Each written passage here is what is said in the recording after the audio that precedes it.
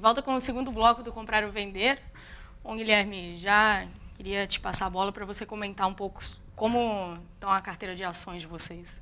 Tá, legal. Vou falar de alguns casos aí, de algumas empresas que a gente gosta, né? Primeiro, só assim, a gente acha assim, empresas menos líquidas, que a gente chama de small caps, né? No momento, primeiro, essas empresas geralmente são mais ligadas à economia doméstica. E no cenário ruim de bolsa aí, que perdurou de 2010 até 2015, essas empresas sofreram bastante, né? Sofreram tanto pelo desempenho operacional delas, como por conta de uma aversão do investidor à liquidez. A gente acha que nessa melhoria de cenário que a gente está tendo, a gente acha que essas empresas estão com um desconto muito grande para as empresas mais líquidas. Então a gente acha que podem ser boas apostas. A gente tem algumas apostas na carteira de empresas menos líquidas, né? A que eu vou citar aqui hoje é a IMC. É uma empresa focada no varejo de alimentos, quer dizer, tem operação em rodovias com a marca Frango Assado, em shopping centers e em aeroportos. É uma empresa que está fazendo um trabalho de corte de custo muito interessante. O trabalho já vem mostrando o resultado. Nos últimos trimestres a gente já viu como a margem melhorou por conta desse trabalho de corte de custo. E é uma empresa com uma alavancagem operacional muito grande.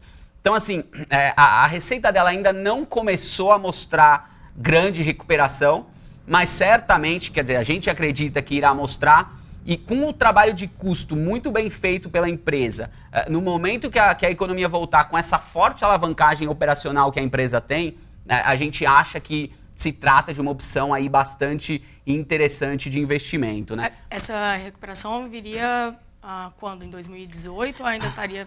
Olha, a empresa está fazendo um trabalho muito forte nas principais marcas dela, né? Ela começou o trabalho na marca Frango Assado aí no início desse ano, a marca Viena agora ela está trabalhando aí bastante. Eu acredito que no início de 2018, talvez no quarto tri a gente já veja alguma coisa, mas eu acredito que no início de 2018, quando o trabalho nas marcas que ela está fazendo de tentar melhorar, corrigir a loja, né? Mexer na loja, já tenha dado o tempo de maturar, a gente acredita que essa receita pode vir, né? Vai vir junto com uma economia já em aceleração, dado o nosso cenário, e aí com o ótimo trabalho de custos que eles fizeram, a gente acredita que a gente vai ver isso na margem. E assim, é uma empresa com uma alavancagem operacional enorme. Então, e assim, o trabalho de custo que ela fez no começo do ano, sem ter receita, quer dizer, sem a receita ter crescido numa empresa que tem essa alavancagem, a gente acha que pode ser uma ótima opção de investimento aí. Por isso que a gente acredita e tem nos nossos fundos. E uma outra aposta de vocês para... aproveitando isso, o tempo de alocação de vocês a esses ativos são de quanto tempo, mais ou menos? Olha, isso varia. No caso de IMC, é uma aposta mais aí de médio e longo prazo, quer dizer, a gente comprou a empresa aí no começo do ano, e a gente, assim, a gente, obviamente que depende muito de como vai a cotação das ações, mas a gente olhava num horizonte aí de 18, 24 meses. Tem outras apostas que são um pouco mais curtas, aí, baseada num momento ou num evento relacionado à empresa. Quer dizer, a gente não tem um padrão de tempo. A gente tem essa IMC, eu acredito que é uma aposta mais de longo prazo, né? No momento que a gente fez o investimento. Tem outras que são aí apostas mais de médio prazo, vamos dizer assim, né? Agora, um case específico que eu gostaria que você mencionasse, que eu sei que está na sua lista pela conversa que a gente teve, é relacionado ao e-commerce, e aí acho que você já entraria na questão de lojas americanas, né, a controladora da B2W. Bom, primeiro, eu gostaria que você fizesse um panorama por que vocês estão acreditando nessas ações, e aí depois eu entraria em algumas questões específicas. Tá, legal. Bom, lojas americanas, né? Onde que ela vai se beneficiar? Primeiro, queda de juros, né? As lojas americanas têm um endividamento alto, tanto ela como a B2W, então a queda de juros melhora bastante o resultado financeiro da empresa. Além disso, a B2W, e aí já puxando um pouco para o e-commerce, assim, a B2W está fazendo uma transição para o marketplace que está sendo bem feita, deve começar a gerar caixa já nesse trimestre, se não gerar caixa, vai ter uma geração de caixa muito próxima a zero. O quarto trimestre aí, sazonalmente, é positivo e a gente acredita que no ano que vem essa geração de caixa melhore da B2W, né? Assim, a gente tem um e-commerce mais, uma competição mais saudável, não tanto agressiva em termos de preço ou em termos de prazos, ou frete grátis, esse tipo de coisa, né? Então, assim, falando da Lame, depois eu volto um pouco para a questão do e-commerce, porque a gente tem outras apostas aí que são relacionadas ao e-commerce. Quando você olha Americanas com a B2W na situação melhor, assim, o varejo dela é bastante resiliente, é uma empresa super boa aí, com modelo de loja vencedor, com espaço para crescer muito dentro do Brasil, né? Se você olhar, se você marcar B2W a mercado, a parte de lojas físicas está tradando a 19, 20 vezes price earnings, quer dizer, é um desconto para o que já tradou no passado, é um desconto para outras empresas aí do setor que a gente acredita que são menos resilientes que ela. Por isso essa nossa aposta em Americanas, né? Mas hoje vocês têm exposição aos dois papéis, lojas americanas e B2W. Sim, temos, mas a nossa posição de lojas americanas é maior que a de B2W, né? Mas temos aos dois papéis. E a gente tem também as outras duas empresas que se beneficiam do e-commerce, né? Que são Via Varejo e Magazine Luiza, duas empresas que se beneficiam muito do crescimento da economia, são bens aí, é um varejo bastante discricionário. A Magazine Luiza vem fazendo um trabalho aí excepcional, tanto na parte de tecnologia, se transformando numa empresa cada vez mais de tecnologia, falando muito em omnichannel, e assim, o resultado a gente já vem visualizando, assim, a gente já vem crescimentos assim estrondosos da Magazine Luiza, tanto no e-commerce como nas lojas físicas, a margem também subindo bastante, né? E a Via Varejo a gente também acredita que está num momento bom. Ela está um pouco atrás da Magazine Luiza, quer dizer, o trabalho da Magazine Luiza começou antes, mas a gente já vê melhoria na Via Varejo e é outra empresa que a gente acredita dentro aí que se beneficia do e-commerce aí, de um crescimento, de uma queda de juros e de um crescimento de economia. Mas vocês foram um dos poucos a acreditar em Magazine Luiza quando ela ainda estava naquele fundo em 2015. Lembrando que do fundo de 2015 para cá, a alta foi mais de 8.000%. O que vocês viram em Magazine Luiza naquela época e como que tem sido a evolução da exposição de vocês para hoje? Vocês ainda estão acreditando, estão convencidos ainda no case de Magazine Luiza? Sim, a gente ainda acredita, assim, a gente achava lá atrás que estava muito barato, que era um ativo muito subvalorizado e com um potencial aí bastante interessante. E à medida que as coisas começaram a evoluir, a gente foi vendo o resultado e o preço da ação foi acompanhando a melhora de resultado da empresa, né? Mas a primeira alocação de vocês em Magazine foi quando? Primeira ação acho que estava R$30, né? A ação estava R$30, a gente fez a aposta na empresa, né?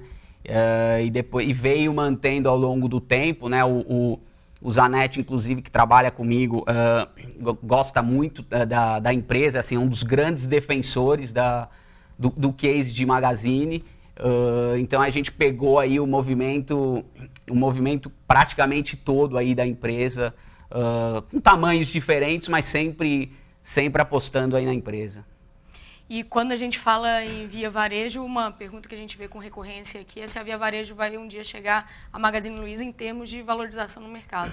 Você vê tanto potencial assim em Via Varejo? Bom, a valorização de Magazine Luiza foi uma coisa que a gente poucas vezes viu, né? A gente acredita em Magazine Luiza, assim, em Via Varejo, desculpa, a gente acredita, a gente acha que tem potencial para a ação se valorizar mais.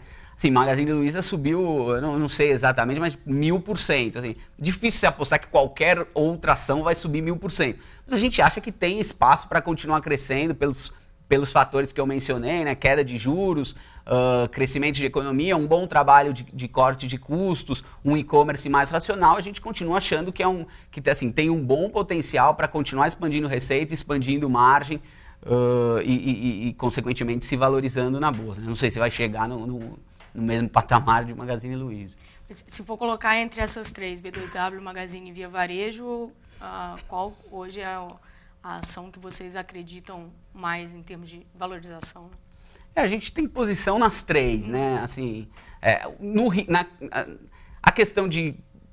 Elas são um pouco diferentes, né? Assim, a gente tem uma posição parecida nas três. A nossa posição, como eu falei, em lame em lojas americanas é um pouco maior. As outras três a gente tem uma posição mais ou menos parecida, assim, e tem uma diferença de risco-retorno, né? Quer dizer, como você mesmo mencionou, quer dizer, a Magazine já está num estágio um pouco mais avançado, quer dizer, a Via Varejo e a B2W estão evoluindo bastante, mas assim, quando a gente olha margens, rentabilidade e geração de caixa, hoje a Magazine Luiza é quem está um pouco na frente, mas também por isso que a ação subiu mais. Então assim, hoje a gente tem uma aposta mais ou menos equilibrada entre as três ações.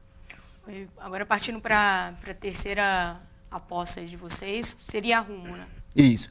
Vou falar um pouco de Rumo, né, que também é outra empresa que se beneficia desse cenário positivo de Brasil. Aí depois eu vou dar uma posição hedge, né, quer dizer, minha quarta ação que eu vou falar, daí vai um pouco, né, na contramão desse meu cenário, né.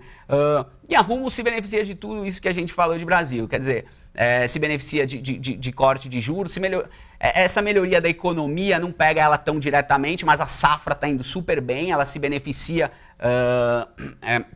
do crescimento da safra, né? A safra esse ano foi super boa e as perspectivas para a safra do ano que vem também são positivas, né? A Rumo agora fez uma emissão de capital que a gente achou interessante, que era um bom momento para você ir ao mercado, para você recorrer ao mercado, como eles mesmos frisaram, assim, é um seguro para eventualmente, se o mercado estressar, e a gente sabe que o mercado brasileiro passa por momentos mais difíceis, né?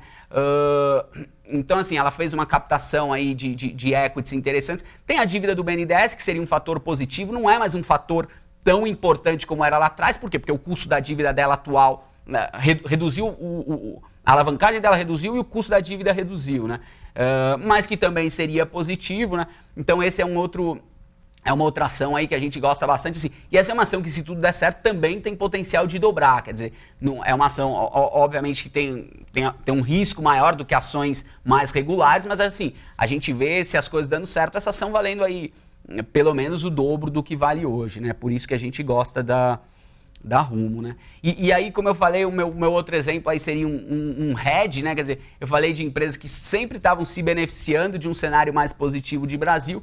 E agora eu vou falar um pouco de Suzano, que é uma empresa aí que se beneficia de um cenário global mais forte, no caso de preço de celulose mais alto, e se beneficia de um real mais fraco, né? De um dólar mais valorizado, né? E por que a gente gosta de Suzano? A gente vê no início do ano existia-se uma perspectiva do preço de celulose cair. O preço de celulose se manteve alto aí ao longo desse ano. Tiveram atrasos de capacidade, fechamento de algumas capacidades aí menos eficientes, uma demanda mais forte de China. Então esse preço que todo mundo achou que ia cair, não só não caiu, como subiu, e a gente acha que deve se manter nesse patamar alto por mais tempo. A gente acha assim, até o fim desse ano, começo do ano que vem, a gente acredita no preço de celulose continuar em níveis interessantes. No preço das ações da Suzano, assim, eles estão precificando uma queda já razoável desse preço. Então, assim, a gente não acha que esse preço atual é a média dos próximos anos, mas o preço a gente acha que esse preço vai ser mais alto do que está indicando no preço das ações da Suzano, né? E assim, além disso, assim, é um setor que pode passar por consolidação, né?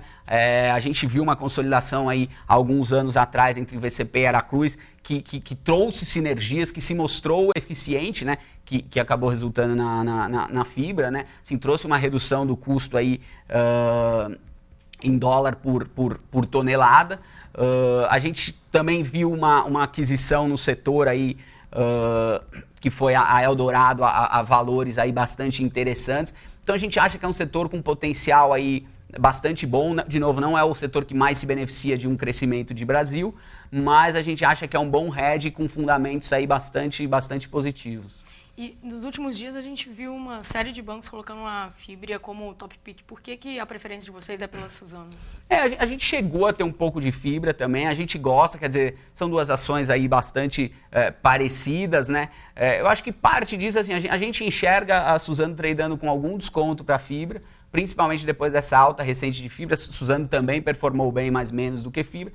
Então é basicamente uma questão de valuation. A gente gosta dos fundamentos de fibra também, quer dizer, quase tudo, se não tudo do que eu falei aqui vale para fibra também, mas hoje a gente está com a aposta via Suzano.